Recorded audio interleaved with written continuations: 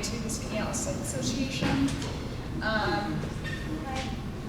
Hi, my name is Caroline McSwain. I'm the president of Skaneateles Environmental Club, and I'm honored to be introducing Yvonne Taylor. Yvonne Taylor is a Seneca Lake native with a bachelor degree in English and a minor in public relations from SUNY Geneseo. She also received a BA degree in speech and language from Elmira College and a master's degree in reading from SUNY Portland. Professionally, she is a speech-language therapist for at-risk teens and has a deep appreciation and understanding of the Finger Lakes tourism industry. In the past, she's worked to ban fracking in New York State and has taken a formidable stance against harmful gas drilling in the Finger Lakes National Forest. She helped start and became the vice president of Gas Free Seneca, a group that successfully fought proposed gas storage and petroleum infrastructure in Seneca. This environmental victory protects not only the environment in the surrounding areas, but also the tourism industry in Seneca itself. She was recently named one of City and State New York's Energy and Environment Power 100, a prestigious list of the most influential players in New York State's energy and environmental movements. In 2016, she co-founded Seneca Lake Guardian, an environmental group working to preserve the Finger Lakes area for future generations. We are incredibly lucky to have her here tonight to discuss the issues with the Seneca Meadows landfill and what we can do to prevent the proposed expansion of this environmental disaster. Thank you.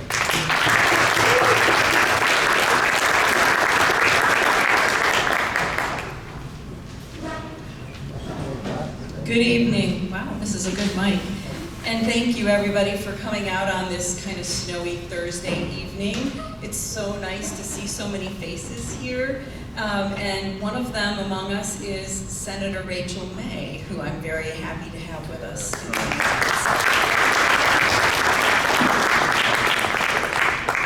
My partner and president of Seneca Lake Guardian is manning the camera tonight so that others who miss this will be able to access it on YouTube.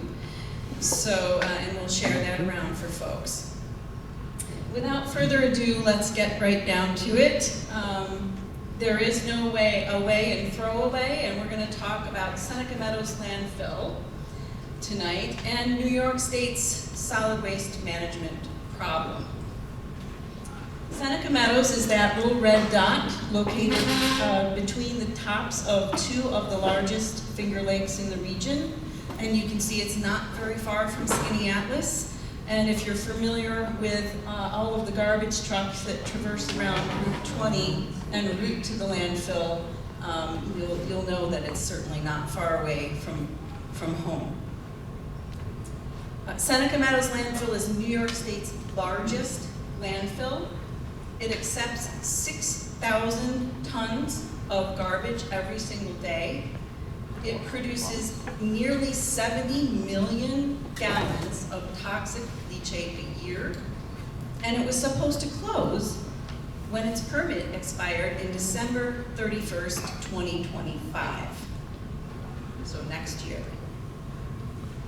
It's located in the birthplace of American women's rights, Seneca Falls, where we still go today to defend those rights. And sadly, that historic area is now deemed a disadvantaged community. Among the problems there are cancer clusters, which have been identified by the New York State Department of Health. The lung cancer rates there are 30% higher than the state or national average. And they've ruled out the other two common causes of lung cancer, which are smoking and exposure to radon. Other problems in Seneca County. Seneca County's public health is ranked 48th out of 62 counties. Premature deaths in Seneca County outpace state and national averages. Time's out at the basketball game. The leading cause of premature death are things like malignant tumors, heart disease, and chronic lower respiratory disease, all of which are conditions that have been shown to be linked to chronic exposure to landfills. The area around Seneca Meadows is in the 98th percentile for persons having one or more disabilities, in the 90th percentile for emergency department visits for COPD, a lung issue. It has elevated rates of low birth weight deliveries. And all of this, by the way, is at odds with our recent new amendment called the Green Amendment, which guarantees every person in New York the right to clean air, clean water, and a healthy environment. It's only 3 miles from every school located in the county. And Seneca Meadows is very eager to talk to you about the economic benefits of this landfill. They will brag about the number of jobs that they have, roughly around 100, I'd say. They'll talk about the influx of money that's going into the county and the schools, but they don't really mention the negative economic impacts. So let's talk about those. Most of the Finger Lakes counties in the region are averaging about 12% in sales tax revenue, compared to Seneca County, which is actually down negative 2.5%. The gross domestic product in the past, it used to be that the waste management and the tourism industry were kind of equally accounted for Seneca County's GDP. But now, all accommodation and food service jobs have vanished within a 2-kilometer radius around the landfill. And ironically, those jobs disappeared the last time Seneca Meadows expanded in 2007. And Seneca County is alone in its 5 neighboring counties for failing to rebound economically after the pandemic. They also don't talk about some of the larger employers that are near the landfill, like Waterloo Container and Bonadent, for example. Very large employers in the area that are having a very difficult time trying to recruit and retain employees because of the proximity to the landfill. The reasons given are nobody wants to raise their family near a landfill, or they're losing people because people are getting tired of feeling sick while they're at work or having to hold their breath going from the car to the buildings. The visual impacts are growing. If you can take a look at this picture and see that big mountain, this photograph was taken from 12 miles away in the city of Geneva. And this is the proposal to expand and continue operating would turn this mountain into 70 stories higher, meaning it would be taller than the Statue of Liberty, including its pedestal, or taller than the tallest building in the city of Syracuse when completed. Here's a beautiful downtown photograph of Skaneateles, and I think one of the issues that most of you are familiar with is the truck traffic. It is my understanding that the trucks go around both sides of Skaneateles, numerous trips a day. And one of the issues with that is that these trucks aren't, they're not solid. So if there's water, if there's some kind of liquid in it, it does leak. It can leave toxic material on the roads, and that toxic material can pollute your ground and your waterways. These trucks can be up to 80,000 pounds, and they travel to Waterloo from as far away as New York City and counties in the Hudson Valley, making the spatial scale of the environmental impact of the landfill extremely significant. Our rural roads in the region are being damaged, and the aesthetic and environmental disturbance is region-wide. So this is not just a Seneca Falls problem. There are impacts to tourism. The first one is that Seneca Meadows is located just off exit 41 off the thruway, which is the northern gateway into the Finger Lakes. So imagine you're a tourist coming from just about anywhere from the north, and you get off that exit, and the first thing you see and smell is a mountain of garbage.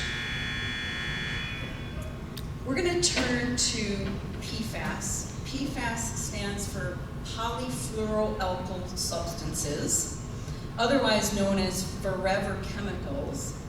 And these chemicals are in many, many different products that we use, from Teflon pans to dental floss to waterproof clothing, carpeting.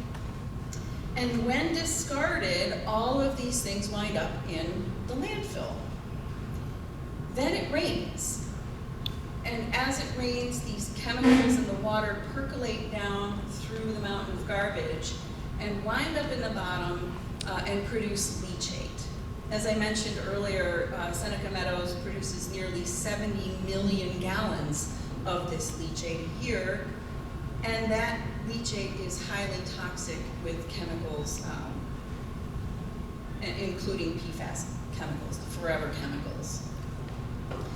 The problem, and the reason that they call these chemicals forever chemicals, is because they bioaccumulate in your body, and they don't go away, and they are responsible for numerous negative health impacts, including cancer.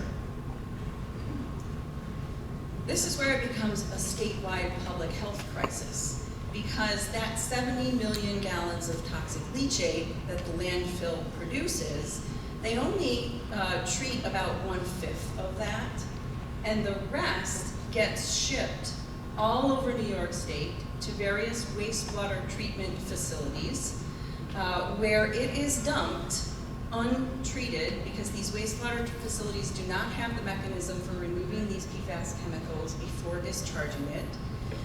It goes into our waterways and our drinking water.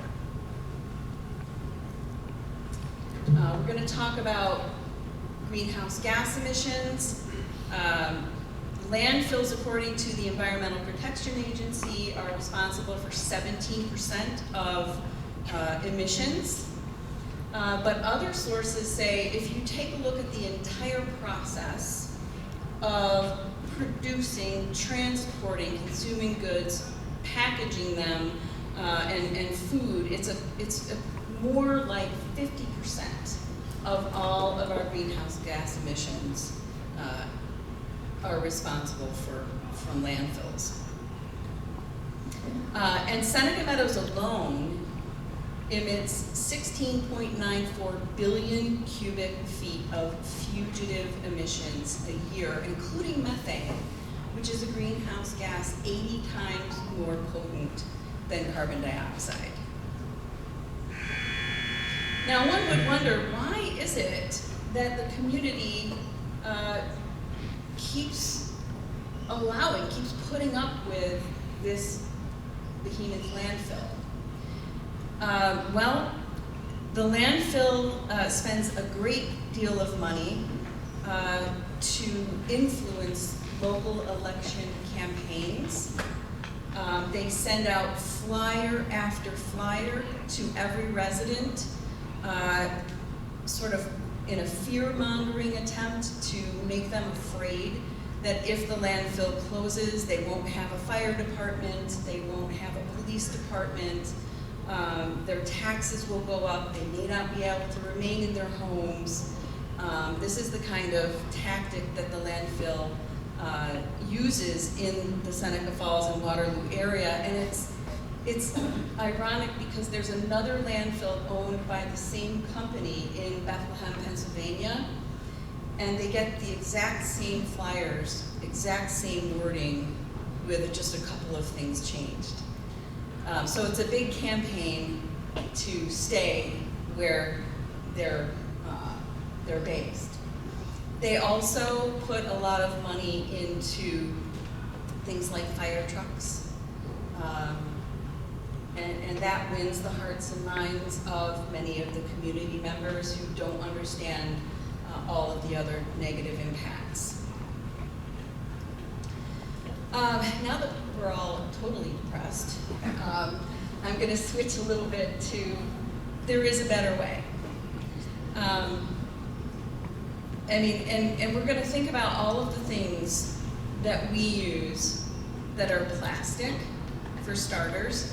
Do we need to wrap all of our produce in plastic? These are just some items that are every day in your household that all get discarded in a landfill, ultimately. And where is all this plastic coming from? What are plastics made of? They're made from fossil fuels.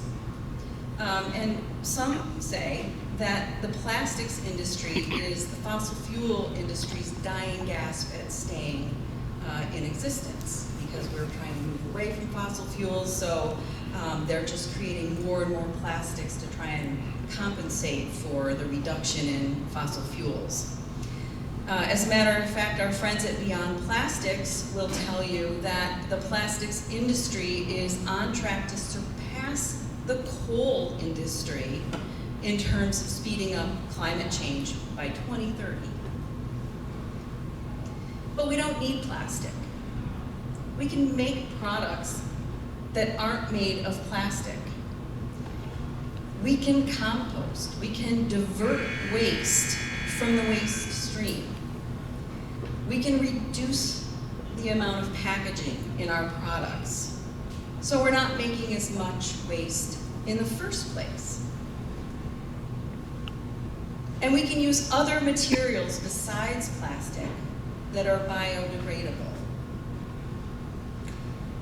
So the current system that we have is a cradle-to-grave system, where we extract materials from the ground, we make products, and then we discard them.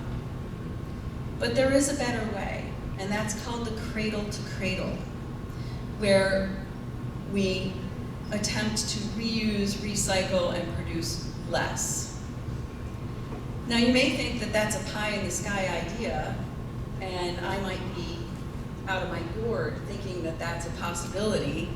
But New York State, just in December of 2023, issued its own solid waste management plan, which is a roadmap toward using robust statewide composting, robust statewide recycling programs where recyclables actually get recycled.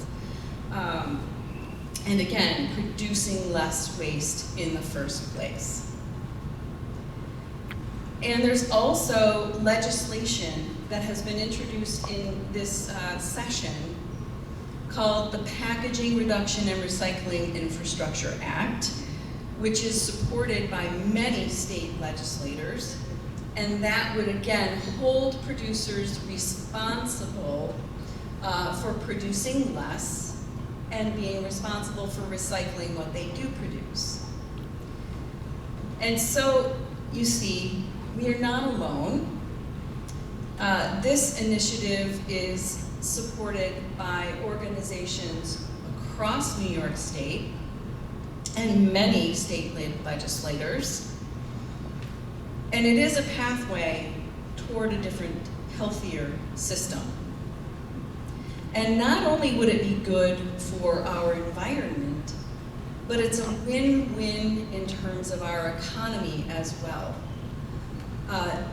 This type of system would keep jobs local in every community and would create many more jobs than landfills or incinerators would. And for example, recycling would create an average of 9 times more jobs than landfills do.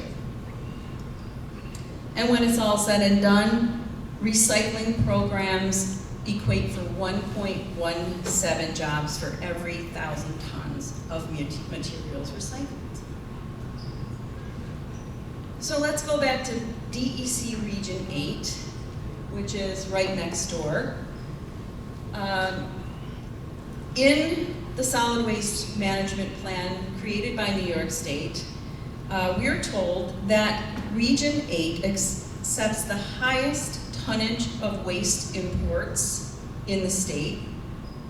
As a matter of fact, 69% of all garbage is imported into Region 8 from other regions and other states, and even other countries. As a matter of fact, 51% of all that garbage winds up in Seneca County. So now it's time to think about the future of the Finger Lakes. Finger Lakes region is on the verge of being designated as a national heritage area. It's a big deal. It's been a process that has been going on for years, and it's in front of Congress now, and it's quite likely that it will come to fruition soon. Our agriculture and tourism industry is really our driving economic engine in the Finger Lakes, and it generates $3 billion into New York State's economy every year and supports 60,000 jobs. So it's time for all of us to take a look at the Finger Lakes region and decide what defines us. Are we a world-class tourist destination, or are we the garbage capital of the state? Because we can't be both. Extending the landfill is not consistent with who we are. And Governor Hochul has a very big decision to make. As the first governor in the state of New York, will she trash the birthplace of women's rights, or will she save it? I think it's up to us to help her decide.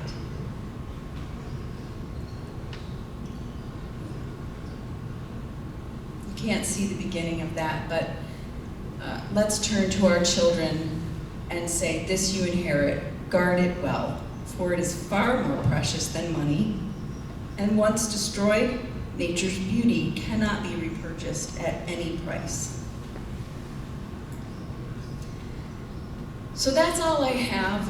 I'm gonna turn it over now for any questions that you may have, and my lovely assistant Joseph is going to pass around some handouts for you that give you some ideas as how you can get involved.